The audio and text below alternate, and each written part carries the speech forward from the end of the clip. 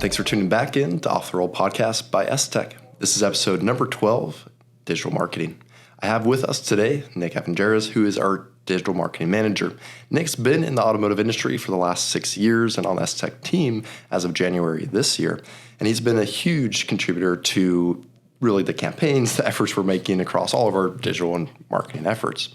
And we've had a lot of requests lately to dive in a little bit deeper into SEO and Google AdWords in particular to really understand what is this digital marketing space, what are the opportunities for growth and success within it, and maybe some of the most important learning points as you start to approach it for the first time, or maybe you're doing it and you're not seeing the results you want. Well, we just kind of want to break it down as much as we can, share our expertise, and so that's why I have Nick here with me today. Yeah, thanks for the kind words. And I think this is, it's important to say before we get started, this is one of those topics that we could talk about for 24 hours straight. There's a lot to it, so we're going to try to make it digestible and talk about this from kind of a 10,000 foot level and give you a good starting point. And there's so many resources out there online to help learn and teach yourself this. And there's a lot of professionals that can help you with this as a paid service as well. Yeah, absolutely. And, we are sharing things that we've tried that we know work, our view on the industry and being in automotive, the tips and tricks we recommend might be different than if you are in a different industry too. This is a really unique space. It's always changing. And so we just want to give you the most up-to-date recommendations as of October 2023. Yeah, it could be different next month. So yeah, you never know. Stand your toes. Cool. Well, as kind of an overview for our listeners, we're going to start by talking about SEO. Then we'll go into the Google AdWords and into social media to wrap things up. But starting with SEO, because it is really an important foundation. SEO stands for Search Engine Optimization, and it's important for those car owners looking for installation services. But it's also really important for you as a shop owner to know, why is SEO important and how does that affect your business? Now, it's not going to be important to you if you don't have a website. If you're one of those shops that have just always been word of mouth, organic only, this is not going to be as relevant. But we do want to stress it's important to maybe consider getting onto the digital space now, more so than ever as times shift in the economy. It's going to help bring some stability, whether times are busy or slow. This online presence is really going to be your best buffer against any of those inconsistencies. Absolutely. Can kind of help level out those peaks and valleys for sure. Yeah, absolutely. So, Nick, maybe you can help introduce and kind of explain what is SEO? What does this do for our website? What is its function within the interweb? Yeah, I mean, simply put, and Google's kind of a black box in the sense that there's a lot of things going on behind closed doors that you don't necessarily know about, or, takes a little bit of education to understand. But most simply put, having strong SEO is being conscious of what you're putting in the copy on your website and making it easier for Google to recommend you to people who are searching for topics that are related to your business. So at the end of the day, you want to be one of the first people that pop up. I forget the exact statistic, but there's data to show, each page you go down the Google ranking, you drop off quickly. Most people aren't going past the third page. So it's really important to try to be up towards the top of the page and be front of mind as customers are searching. So having strong SEO is going to allow you to do that and make you more discoverable. Yeah, exactly. It's essentially what the Google monster is looking at, reading through to rank your website. Is it going to be relevant for this person that's searching for this information? And we want to be able to capitalize those searches that are relevant for the services that are offering. So as an overview, what does a good website look like, or what components are most web pages constructed? And I want to go back real quick. You hit on a good point of being relevant to that person specifically. So, you don't necessarily need to be in front of everyone that's searching Google, because not everyone's searching for you or your product. You want to make sure that you're appearing in front of customers who are going to be potentially qualified leads for your business. So that's a really important piece to it, and just understanding kind of how that fits into the overall scheme of your marketing. Yeah. And we'll define what those audiences are and kind of how we approach that later in this conversation too. Yeah. And as far as, a good website, I think there's multiple pieces to it. At the end of the day, you want to make sure you have diverse content. So you want to make sure you have adequate copy, you have the photos, you have videos if you have them accessible, you have links to resources such as maybe your manufacturer's website. So really giving the customer all the information that they can on your website in a very easy to digest manner. And I like to think of this as if a customer is walking into a store, which people don't do as much anymore, you're doing it online. Mm-hmm. You want to be able to experience everything that you'd be getting if you're picking that product up off the shelf and looking at it, or in the case of maybe an install of a product, talking to someone in store. So, people oftentimes are going to make that decision of whether they're going to work with you before they even make any sort of interaction with you. So give them that information, give them a reason to call or submit that lead form that's going to give you the opportunity to be in touch with them. Yeah, it goes back to that first impression. It is a digital impression, but it is just as important to rein in that business and capitalize on those clicks. And to really define, just for any of those considering building a web page, I think there's text, and then there's a visual graphic element, whether it's photos or videos. There's oftentimes buttons as well. And those buttons will either go to another page on your website. In our case, like our installer locator, find an installer. That button is on almost every page we have. In your case, it might be, learn more or request a quote about the ceramic coating they're reading or the PPF service they're reading about. But those three things kind of construct most pages. And that helps us understand how do we need to start to approach SEO so that our website is ranking as well as possible. We have some general recommendations. And I think one of the focuses of our whole conversation today will be on kind of the words and keyword choice.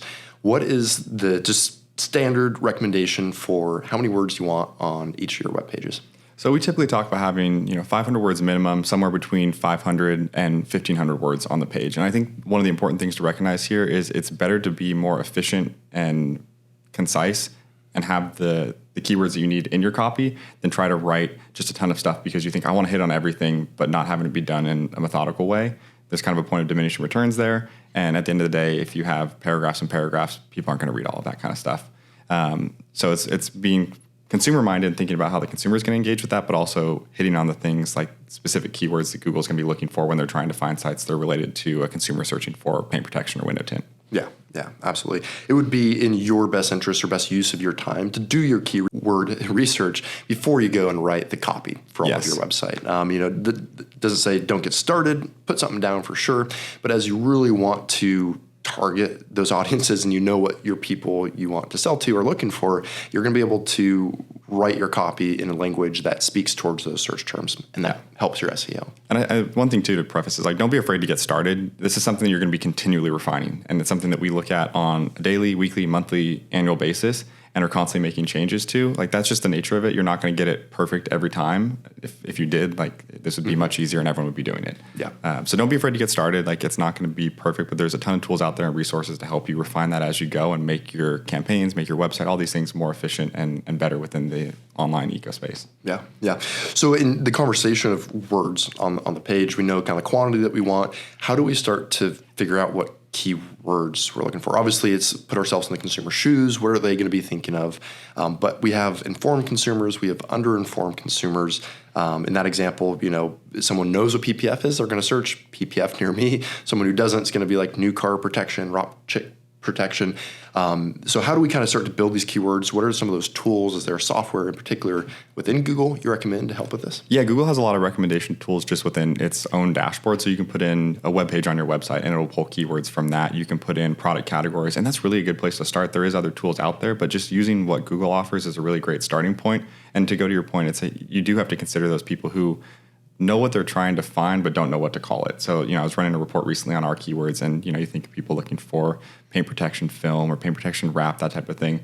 And, there's examples in there like stone guard wrap, or stone guard vinyl. And it's they're close to getting there. They know what they're looking for, but they don't know exactly what they're trying to find. So you want to make sure that those people who are looking for your product can connect those dots and find your website or your product or services. Yeah. Absolutely. And there is probably a general, rule of thumb about how many keywords you want on a page. And so when you are writing this copy, we want it to be organic and like someone is speaking to you, and not just copy paste every keyword, pushed in as close together as possible to get the best rank. That will actually hurt your rank. So be thoughtful, be methodical in the way that you introduce those keywords, and don't just have a big list of them for the sake of listing them. Absolutely. Yeah. Be intentional with it. And one thing to consider as you're getting into this, and we'll kind of get more into the weeds on it, but if you're using the same keywords in different campaigns, you're going to be cannibalizing yourself against your other campaigns. So you got to be very intentional with that. And I can, give you guys a couple examples as we get into this. When we run our fashion film campaigns, I have a campaign set up for fashion films, an ad group below that for each of the different products. So for the fashion film landing page where you're going to see all of our different films, that's where I have all the general keywords, color PPF, color paint protection film, that type of stuff. I'm not using those keywords again when I'm getting into the product specifics. So if we have Dino Red, for example, those are all going to be around red PPF, but nothing that's going to be in that ad group. So we don't want to have any sort of cannibalization where it's competing for itself and you're bidding against your own campaign. Yeah, exactly. And as you get into the Google ad platform for the first time, a lot of this is going to make a lot more sense when there's that visualization too. Yeah. And for any of those tuning in on our YouTube, we'll try to throw up some visuals wherever we can as well. And that's a really good point to make. Google does their best to really hold your hand through this whole process. So there's a lot of opportunity for explanation of these different things as you're going through it. So if you get stuck on something, more than likely Google has a resource actually within the page as you're setting up to explain what that metric is. And if you want to learn more, it often links to another page that gives you much more information. Or you can just go simply Google it and you'll find hundreds, if not thousands of videos probably on that topic. Yeah, exactly. I think important part is just getting started. Yes. So the other part that we touched on was kind of that button component. We talked about the text a little bit here, the words. The button component is really important, and I think it's a really good opportunity to get some external links to your website as well. And we found that as far as just general ranking, linking to other websites, your supplier website, say you're using STEK, definitely have our website backlinked on yours. And that reason being, it's just going to show that, hey, these two websites are working together. These brands are more legitimate, and this information is more valid as a result, and it's more relevant. So I don't know if you have anything further to explain, but even social media outgoing links, if you have whether it's your Instagram, your YouTube, other partners or local charities that you've worked with, really just try to make your webpage touch all those other facets of your business. Yeah, I think you totally hit on it. It's just legitimizing your website, and you can think of it as someone kind of giving you the stamp of approval. Like Google's looking at that, it's like, oh, they're working with these people. They have the social media. Like there's all these components that are going into making your website more legitimate and more likely to appear in someone's search. Yeah. And if you guys are in the Google ad space, you'll see this as like page authority, generally speaking. And it's not the most important thing as far as where you're going to rank. It's just one more component that will help your overall ranking. Absolutely. Very cool. The other thing I want to talk about is just the number of pages. And this goes back to, again, that kind of page authority, which is the size of the website. As maybe a single owner operator, we are a little intimidated by a huge website. We think just one simple landing page is maybe the best bet. Our contact information, maybe a little bit about the services we offer, and then just have them call us. But where are we going to get some more benefit as we start to expand the website? What are some different pages or types of pages that we can expand with? Yeah, I mean, I think looking at it from a shop owner's perspective, like one of the easiest things you can do is have different pages for each of your different services. More than likely you offer paint protection film, window tint, maybe vinyl wraps, maybe you're a detail shop as well. So start to think about the different categories of service that you offer. And again, going back to making things as specific as possible, that's going to make it easier for Google to recommend that versus looking at this page that they're like, oh my God, they do everything. How do we assign this? So it's going to add more legitimacy to your website and make it more relevant to those search terms.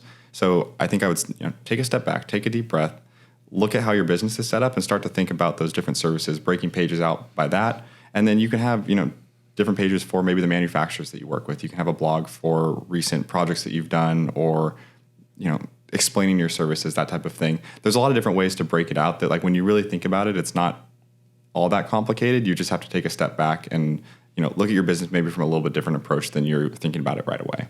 Yeah. Absolutely. And I think the other long-term effect of that is not only just having a more robust website where if people want to find out more information that is there and available for them to find, number of pages there also just shows people that we have this kind of time and attention and we're doing everything with intention, and we're going to kind of explain that and walk you through that. Absolutely. So obviously if you're advertising for a specific service that you have, you need that product page as a landing page for 100% advertisement. So that kind of just goes full circle of, hey, if we are promoting our ceramic coatings, well, you need that coating page for Google to really rank those ads as proper. Yep, exactly. Very cool. And kind of just wrapping things up, what is the effect of a good website for a shop owner? Why is it worth our time to invest into the SEO and building these organic rankings as well? I think to bring the conversation kind of full circle to where we started, first and foremost, it can really help kind of level those peaks and valleys so you're not experiencing the highs and lows related to the economy as much. And it's doing that by having a platform where people can go and discover your business so that, if your return customers aren't buying as many cars right now and you need to find those new customers, those people can find you and they can get a feel-good feeling about your business and a good understanding and have that good first impression. So, we keep saying the word legitimize, but it really does legitimize your business. And, I can think of countless occasions where I've gone and searched and someone has a bad website and I'm like, I'm out. Like that's not a good option for me. And unfortunately, in some cases, probably not always, but in some cases that might have been the best option. That might be the most skilled person in your area and that's why they don't have time to build a website. Sure. But, that first impression wasn't there, and that's the world we live in. We live in a digital world where people are making, I don't want to say impulsive decisions, but making a quick decision about something based on the content that they're experiencing online. So making sure that you have that good first impression. And again, you don't need to have the best website ever. This can be very simple, and there are people out there that can help you with it. We did a podcast with Detailer's Roadmap, and they offer that service specifically. So if this is something, and I think it's important to consider, where is your time best spent? If this is like all new to you, if this is something you're gonna have to spend a lot of time learning, maybe it's best spent hiring someone to do it, and you focus on growing your business and being in the garage, being in the office, being in the shop.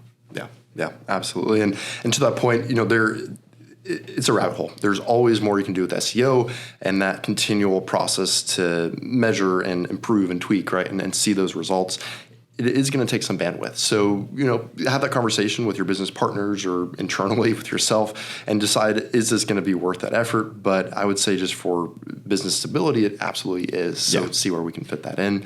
Detailer's Roadmap, they are a great partner of ours. If you are an STEK installer, you have an opportunity to actually get some discounts on their services. They build websites. They help manage SEO.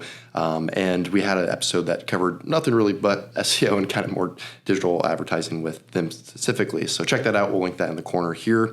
But we want to carry the conversation right on to our next topic, which is Google Ads. Yeah. And to be clear, I don't want to scare people away from doing this. Like it is very manageable. I think it's just there's such a variety of shops out there. There's some people who are a one-man band running the whole operation. And for you, maybe your time is better spent doing those jobs on a daily basis, where we have other people who are a business owner with multiple people working in their shop, that this is, something they have a little more bandwidth for. So don't be afraid of it. It is something that's attainable and that you can attack. Just we can't give a one-size-fits-all answer for it. Yeah, and start small. Start simple, and the best thing you can do is get started. Exactly. So as we shift gears to talk about Google Ads, we want to kind of preface this again with who is this important to? And I think I would be for the shop owners that have the website and they have themselves already somewhat established, right? You need this foundation in order to deliver all these ads to. So beyond that, where are we going to focus on terms of our Google Ads? What are the different avenues you might see as you're approaching it or looking into it for the first time? It seems like a pretty big umbrella. Yeah, absolutely. So for the sake of this podcast, we're going to focus primarily on search advertising. That's one of the easiest things to get into, most digestible, and I think truly where you're going to see the most benefit as a shop owner and business owner. So we'll focus mostly on that. There are a lot of other types of campaigns as well. So there's the newer type, that Performance Max, there's display advertising, there's shopping, there's videos, demand gen. So again, you can go down the rabbit hole of these different types, and you may get to a point in your business where different forms of these ads make sense, but for the sake of just getting into this and this podcast, to keep it within a reasonable time, we're going to focus on search. Awesome. Yeah, and search is where we focus. It's not just about the easiest one to talk about. It's pretty complicated, but it's where we're seeing the most value, most monetary return, just to keep it simple. Yeah, it's one of the most effective drivers, and it's going to push people back to that website. And going back to Michael's point, just to reinforce this, your ads are only as good as your website. So make sure you have that website, that solid foundation before you get into this, and you're going to be in a much better place than a lot of people who are maybe trying to start all at once. Build out a roadmap of what's attainable and be strategic about it. Yeah, absolutely. And, Google Ads are one way to get ahead of the competition, as we're talking about. SEO is a kind of organic, kind of the long game, but these Google Ads are the more aggressive way to get out there and get in front. It will build brand awareness. It should increase the traffic to your website if you're doing everything properly.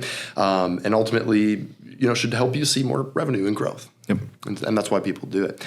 Now, as far as kind of jumping into campaigns, there's multiple levels of which they're structured at. When we're looking at just a general campaign, can you break down kind of what is that structure to expect? Yeah, so we'll try to put a graphic up on the screen for those who are watching, so this will make more sense. I'm much more of a visual person myself, but to walk you guys through it, so you're in most cases going to have one ad account for your business. So for STEK USA, we have an ad account, and within there, the first level of the campaign you're going to have is actual campaign level.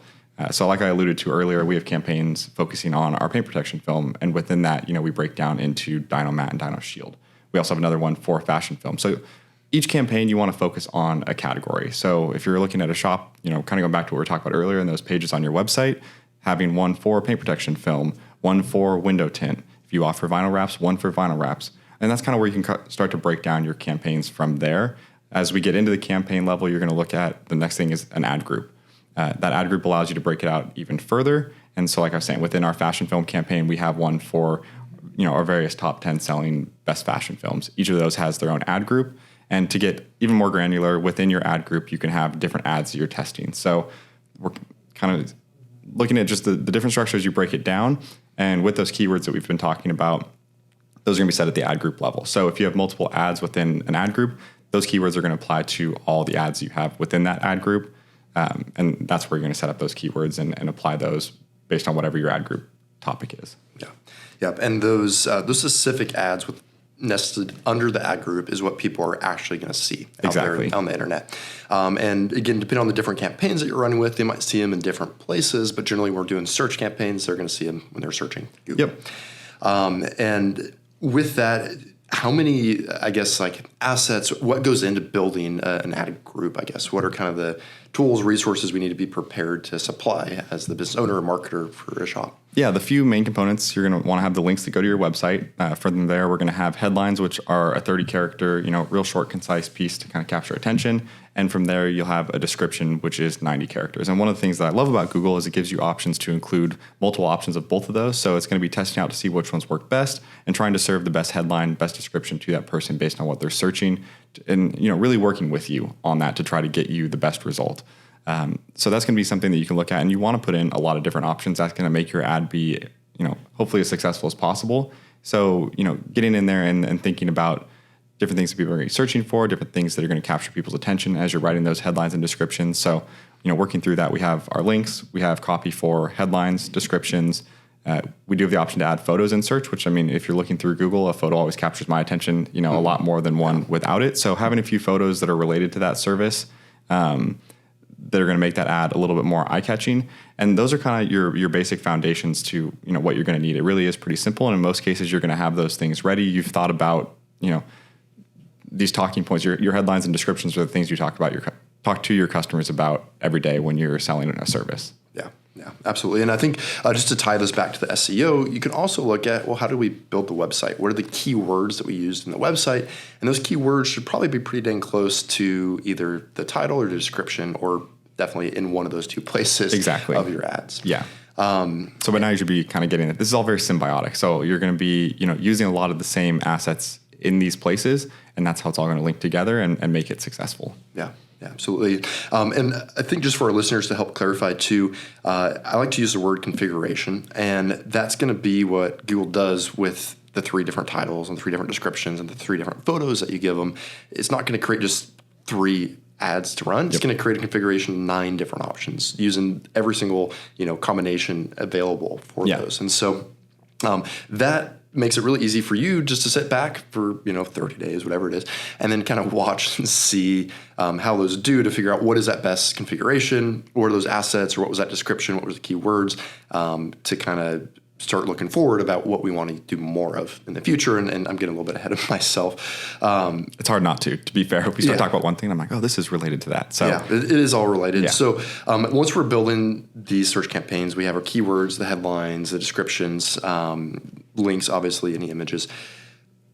How do we set the spend? What is that budget? And what are we looking at in terms of the metric to tell us that was worth our money or that wasn't worth our money? Yeah. So with any Google campaign, you have a minimum spend of $5 per day. And most people suggest somewhere between $10 and $50 a day. And like we were talking about earlier, start small. You don't have to, go out and spend $50 a day right away. In most cases, we like to say, $25 can be very successful. So, somewhere between $5 and $25, and you can start small and scale up. There's no harm or no shame in doing that. And you're going to see better results doing that versus just trying to blow it all at once for the best results. Yeah. So that's kind of where you're looking at budget wise. And then, from there, as you go, one of the things to look at is wait 30 days, get a good kind of data set to understand what's happening and, really look at what's effective and what's not. And one of the biggest things with the search campaign that we're going to be looking at is that click-through rate. So a recent study showed you're seeing about an average of, I think it was 1.91% click-through rate, which may sound low, but you have to think that you're only being charged when someone actually clicks on that ad. So there's a lot of impressions where someone sees it, they don't click on it, you don't pay for it, so don't worry about that. Mm-hmm. So if you're seeing hovering around that 2% click-through rate, that is okay. We try to shoot for about 4 or 5. Yeah. Good to know. And so maybe that 1.9 number is a good parameter of this is the baseline. This should be the expectation of the result, and hopefully we can be more efficient and be above that percentage. Exactly. And it would probably be those creative assets, the combination of whatever that configuration was, that you're going to want to then ramp up the spending on. If you're in a position where you have additional budget, get through this 30-day of testing, and then ramp up from there beyond $50 a day. But keep it within reason, and it can be incremental increases or gains. The other important thing to mention and just be really, really clear about is the 30 days that you set things up and set back to wait. It's like 30 days of don't touch anything. Like truly let Google do its configuring and optimization of your campaigns.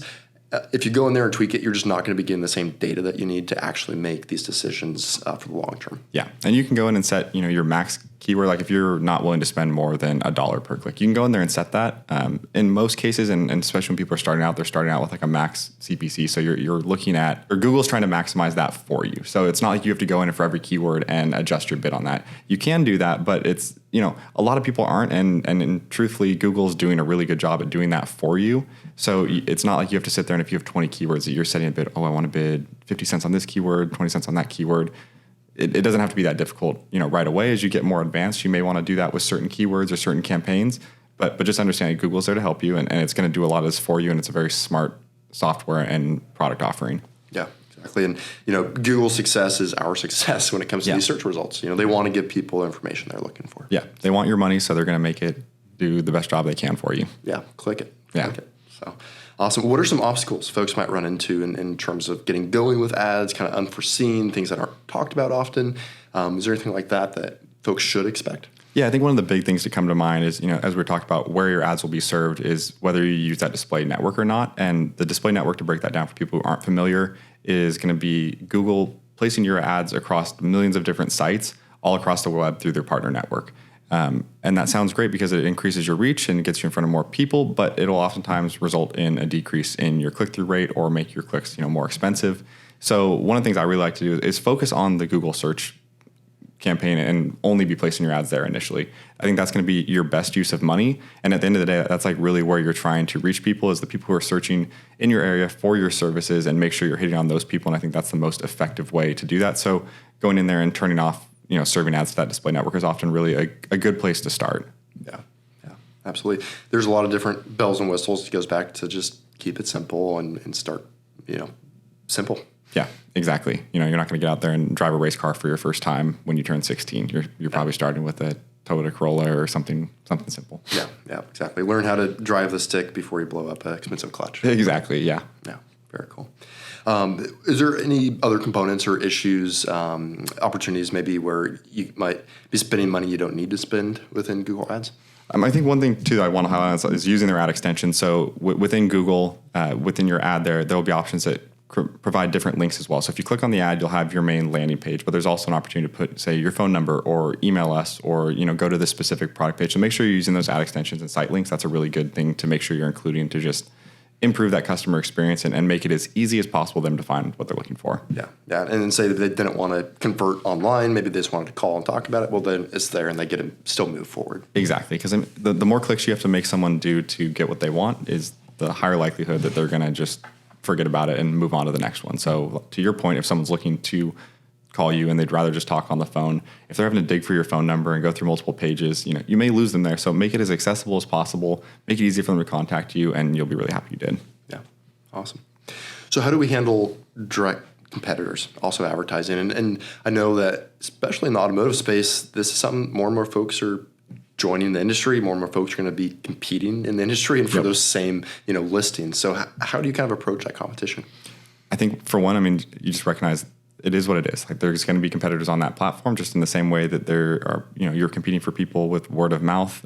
It's no different in the online space. And at the end of the day, like looking at what your competitors are doing can actually help guide your own marketing efforts. So, if you're searching stuff and you see that, oh, my competitor is appearing on these keywords here, I didn't even think about that keyword. I'm going to put some keywords in for that. So you can actually use it to your advantage. And I think at the end of the day, like what we've always talked about is there's plenty of business to go around. And so to see your competitors advertising and know that they're putting money into this, know that it's helping grow the industry, it's helping grow your local, your local market, it's a good thing. And I think that going back to what we've been talking about with the website, with your Google campaigns, all of these things are an opportunity for you to set yourself apart from the competitor. And I'm not just talking about giving a lower price. We've talked time and time again about pricing and how lowering the price, only deteriorates the market and, really does a disservice to you and your business, overall. So think about the other ways that you're different from your competitor. Everyone's going to have their strong suits. Just make sure you're really highlighting that and building off of that. Yeah, absolutely. Know what those core competencies are. What are we passionate that we're excellent at doing every day we come in and do it, right? Exactly. And let that kind of be the ring on the bell, if you will, when clients are seeing you for the first time. Exactly. I think the other thing too about competition is different markets are going to have different maturities. There's going to be more or less awareness. And if you are in a more rural area where there is less awareness, you're going to have to create your own demand. And it doesn't mean that there's not that demand out there. Yep. But the best place to start is these keywords. People that kind of think they know what they want, but aren't really sure what paint protection film is yet or what it's called, right? And so, again, just know that the best thing we can do is put effort into this, and you never know what, fruit might be falling from the tree right on your doorstep. Absolutely. Awesome. So now that you got started with your ads, you have a pretty good idea of how they're structured, what we need to include to configure those. How do we move forward? How do we tweak them? Is there anything more we need to do, or do we just kind of sit back and let it do its thing? So once the 30 days have passed, this is where we're going to start wanting to look at making those optimizations. And we kind of touched on the click-through rate earlier, and that's one of the primary things to look at. So if you see keywords that are continually underperforming, you're getting all these impressions, your click-through rate is below that 1.9% or, below 1%, that keyword's probably not worth bidding on, and you can go through and remove that specifically. You can add it to your list of negative keywords. If you're not familiar, negative keywords actually, it's exactly what it sounds like. If you put a keyword into your negative keyword section, you're never going to appear on that keyword, and that depends on the match type that you use with that. But that's where we're going to start getting more and more targeted. So the goal here is to kind of narrow our scope and make sure that the people that are seeing our ads and clicking on our ads are more and more qualified customers, and just kind of narrowing that pool down to the people that we really want to be serving those ads to. So the click-through rate's going to be one of the primary ways to do that, and you can do that within the Google software. There's a lot of ways to look at your keywords. You can pull the keyword search term and look at, so if you're using broad or phrase match, for example, within the keywords, there's going to be different phrases or things outside of the literal keyword that you put into your thing that your ad is showing up to. So we can look at those things and see, well, this keyword is falling into this, but that's not exactly what we're looking for. Let's make sure we're not bidding on that. We're not, wasting money on those clicks there. So I think for search campaigns in particular, looking at your keywords and how effective they are is like one of the primary things you can do to make your ads more effective. Yeah. And then just kind of start tweaking those. And I think the important part about like any A/B testing, if you will, is to change one thing at a time. Yep. Don't overcomplicate it. And with that, that's to your biggest recommendation of just keywords. Focus on the words for maybe the first 3 to 6 months, and that's the only thing you're tweaking. Is just really figuring out what are those search terms. Beyond that, you can start to manipulate the headings and the captions and or description. Change the creative or the image, quarterly or something so it's fresh. But to your point, just change one thing at a time. See if that result is different over the next 30 days, and if that is closer to what you wanted, then increase that spend. You're doing successful with that. If it's a lower percentage than what you wanted, then decrease the spend, do less of that, right? So ramp up what is working, ramp down what isn't working. Is there any more to it than that? Yeah, and I think one thing to highlight on is like, if you haven't done this before, it sounds like you need to know a lot to do this and to analyze your headlines and descriptions. Again, Google's providing a lot of analysis on that as you're going through there, and it'll tell you need to add more stronger headlines. You need to add more unique headlines, add more descriptions, these types of things. So it's really kind of, like I said earlier, holding your hand along the way. So, as long as you're looking at that and following those recommendations and really trying to maximize what you can do to increase your efficiency within Google, it's going to go a long way. With that, take the recommendations with a grain of salt. There's certain times where Google's recommendations, I read this online, so I'm going to steal because it's good. It's talk about, it's like taking advice from a stranger. That stranger may not know your life. So, they're speaking very generally about, well, this works in general. It may not apply to your situation in particular. So just understand and have confidence that you know your business well. And I think as long as you're following most of those recommendations, but if you have a really, a gut feeling that I don't think that's quite right, I don't think Google's understanding what I'm trying to do, that may be the case in many cases. Yeah, absolutely.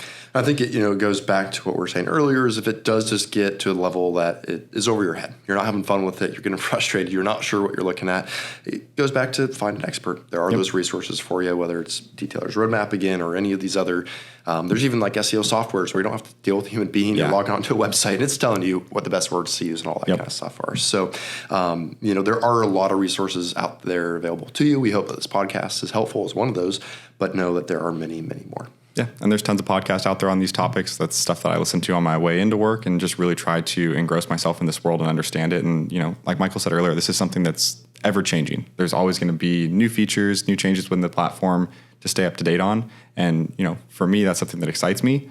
But it's very tangible. It's out there. And I think it's just recognizing where your strong suits are. And, if it's something, to your point, that you just hate doing, it's making you miserable, it's taking a toll on your mental health, hire someone to do it. Focus on the things that you love in your business. And by hiring someone who's an expert and enjoys doing that and allowing yourself to focus on the things that you really love, I think that's going to be the recipe for success for some people. Yeah. Across the board, it'll just have better result because it comes with absolutely passion. Awesome. Well, there's a lot to Google Ads. Again, if you guys have any other questions, we are available as a resource to any of our installers. We encourage you guys to get into them, though. And if you aren't already, talk to some other shop owners that might be and kind of see their experience and results with it. But we do feel very strongly that this is the best thing you can do to keep sales consistent, especially in kind of unknown times. Absolutely. Awesome. Now, wrapping up our conversation and shifting to talk about social media. Social media is obviously super relevant, and we'll keep it fairly simple because we dove so far into the Google Ads. But what is the value in social media? To me, it helps build this brand image. It is this like visual portfolio, resume almost of all the work, all the cool cards we got to do. For a lot of folks, it's an opportunity to explain and educate to their clients a little bit more about the services they're interested in as well. And ultimately, hopefully, it gets you to new customers, right? Yep. That's the goal. It's increasing that brand awareness and the reach to new clients. Is there, I guess, outside of really just kind of like the visual aspect, is there anything particular about social as a whole that you would want to add on? I think there's a multitude of aspects that I really like about social media. For one, it's an opportunity to connect with customers, and whether that's getting them to engage on a post or literally providing them customer service through the Messenger app within Facebook. It's a really unique opportunity, and there's downsides to social media like everything else, but there really is a lot of upside, and I think that that's one of the most powerful tools to connect people that we, like never before. It only continues to get better. So connecting with the customers, building rapport with your customers and just creating this environment that they feel like they're a part of, I think is a really, really awesome opportunity. And I think, at face value, when you go onto social media, it's kind of an opportunity for someone to feel like they're stepping inside your shop before they actually do. So in the same way we've talked about what your shop actually looks like, be conscious of what you're posting on social media. Try to make it look the best that you can. We talked about it in a social media episode of just kind of some basics that you can do around creating content, that type of thing. So you can check that podcast out as well. But I think really the customer connection is a huge piece. And then at the end of the day, you're creating a portfolio of your work. So, if someone, whether they're doing it on your own or you're looking for examples to show a customer who's in your shop, you can reference your social media and say, oh yeah, here's this job that we did a few months ago doing exactly what you're looking for. So it's another way to build legitimacy, and it really just keeps all of your content, all of your jobs in one place. So if you're posting regularly, it's a really good way to keep track of what you've done, showcase your work, and be able to use that to your advantage. Yeah, absolutely. I think social is a unique platform because it also is just easier to approach people on social. Absolutely. Right? You can slide into that direct message and be like, hey, how much for a full front on my R8 or whatever it may be. So social is exactly a great way to build communication and relationships with people before you have that physical in-person absolutely face-to-face option. So very cool. So obviously social media, there's organic aspect of it, and you can be successful there through just having good content, quality content, unique content. There's tons of other contents that can be successful. And I think a huge part to any of that success is consistency, of course, on just the organic side.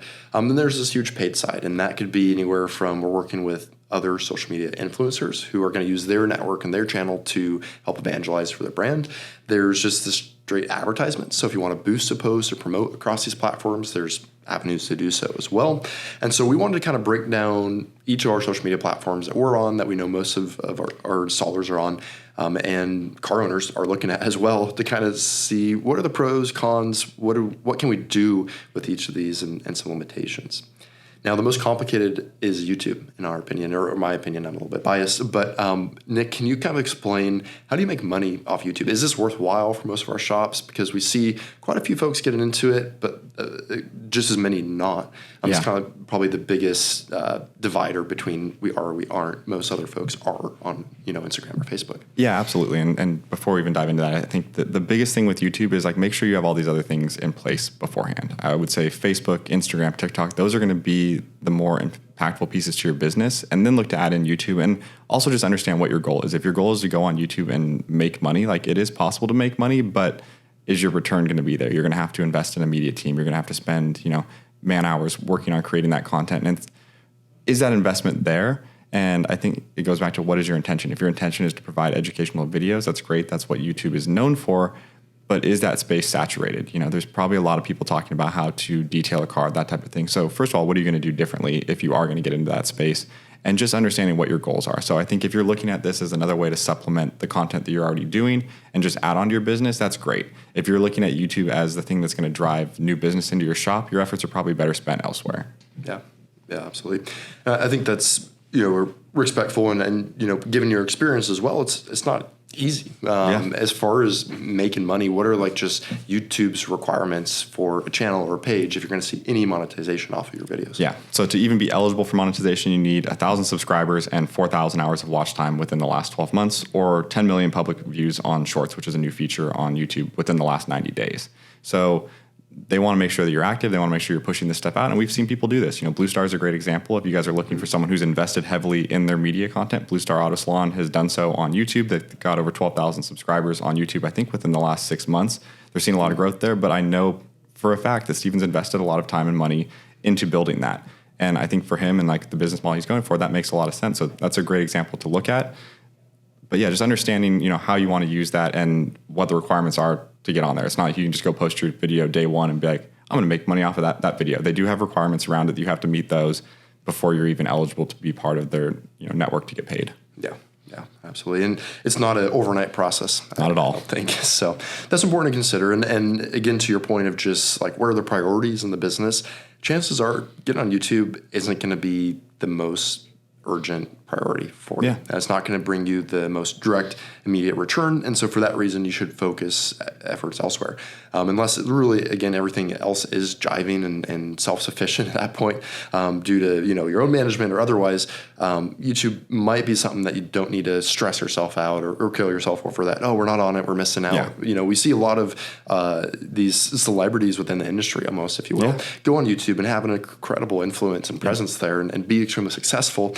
And that is what they do, and they're extremely successful at that. For a lot of us, our best, time, energy, and focus is put towards our clients and taking care of them and doing the craftsmanship to the best level that we can.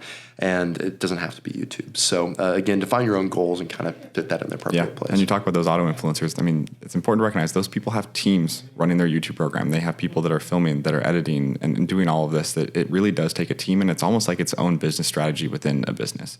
So, to your point, don't feel bad if you're not on the platform. If you're doing all these other things we're talking about, if you have a good website, if you are doing some Google advertising, if you focused on your SEO and you've got a Facebook, Instagram, maybe a TikTok in the mix, you're doing all the right things. So don't feel like there's this huge opportunity out there that you're missing out on just because you're not on YouTube in particular. Yeah, absolutely.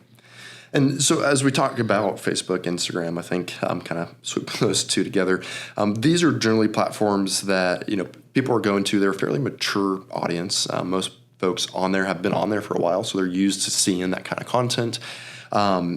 What would be maybe like a couple recommendations you have for as far as approaching that social media to keep it fairly simple for our audience? Yeah.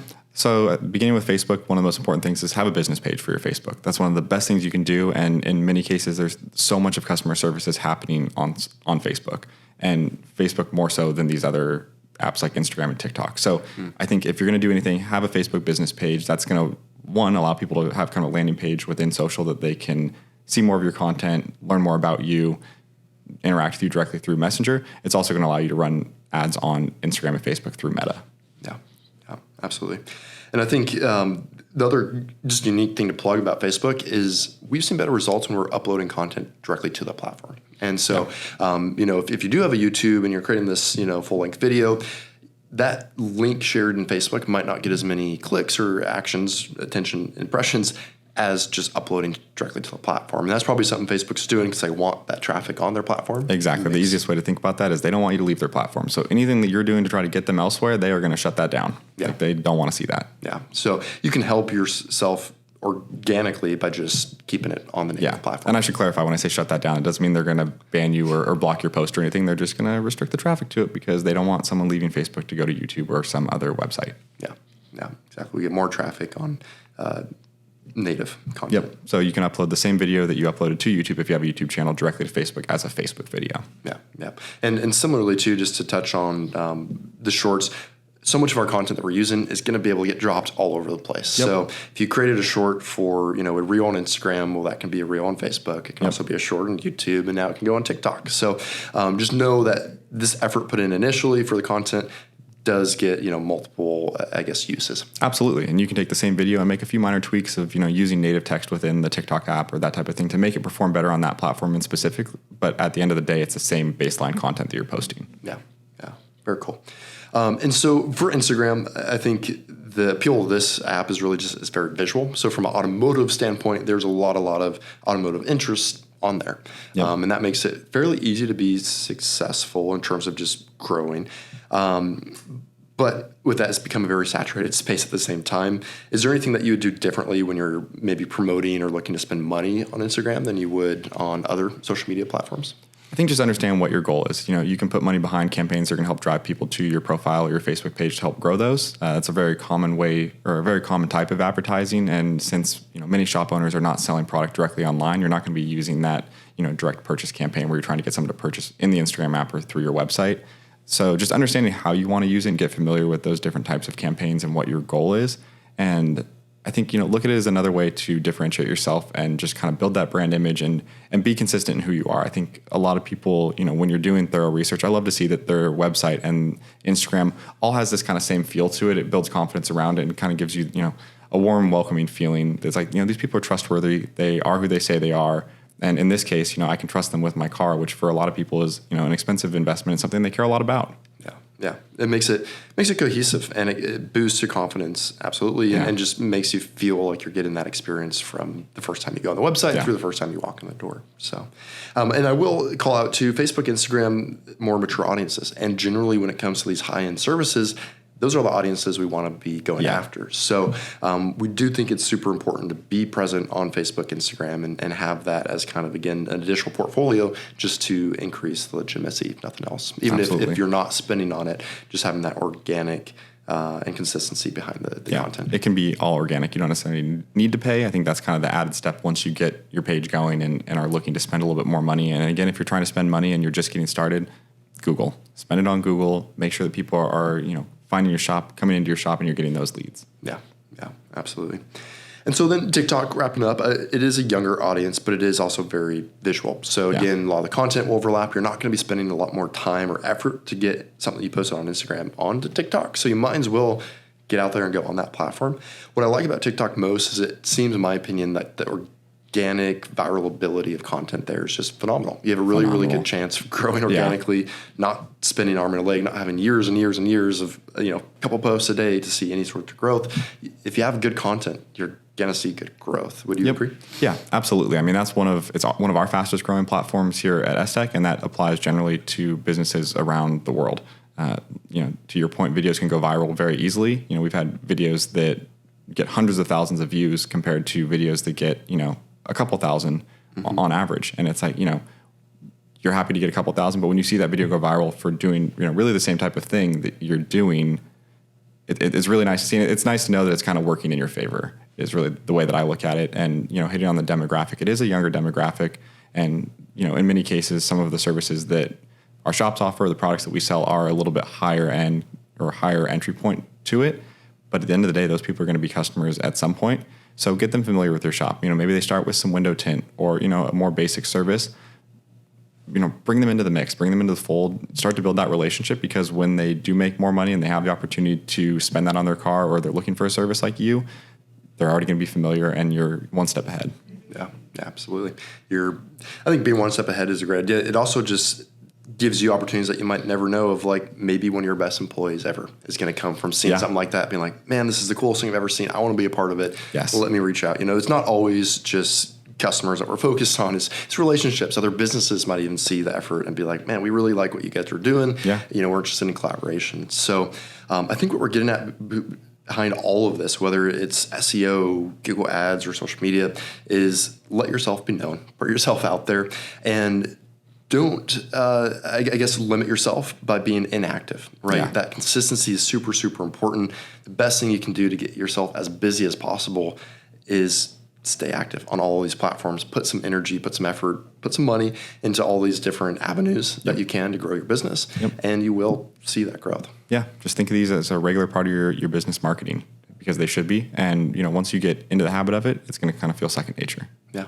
And for those that are kind of curious, well, how do we even begin to fit this into the budget? Is, well, realistically, marketing is part of the operating costs for a lot of bigger companies. And so consider that as part of, your revenue. Are we taking a portion of this and allotting that to marketing so that we can continue to get growth? I think marketing and sales goes hands in hand, and you have to have sales to keep your business open. So you have to have marketing to support those sales ultimately. Yeah. You hear people all the time talk about invest in yourself. And I think the same can be said about your business. Invest in your business. Take part of the money that you're making and put it back in so that it will help you grow. Yeah, absolutely. Well, Nick, did you have anything else that you wanted to touch on before we wrap things up? I think that wrapped it up. We covered quite a lot today. Yeah, we definitely did, guys. Well, I appreciate everyone listening, guys and girls. Thanks so much for tuning in. We hope that you found all that valuable information worth your while. As always, if you have more questions, feel free to reach out to us or do research online. There are a lot more resources on this topic. We'll catch you next time.